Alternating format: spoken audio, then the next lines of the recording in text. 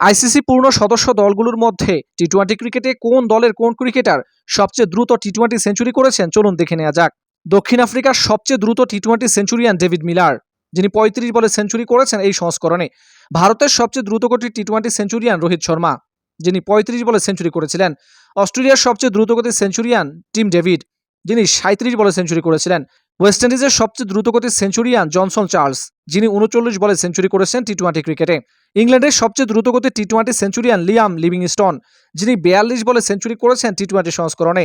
আফগানিস্তানের সবচেয়ে দ্রুতগতির সেঞ্চুরিয়ান হজরতুল্লাহ জাজাই, যিনি 42 বলে সেঞ্চুরি করেছেন এই সংস্করণে।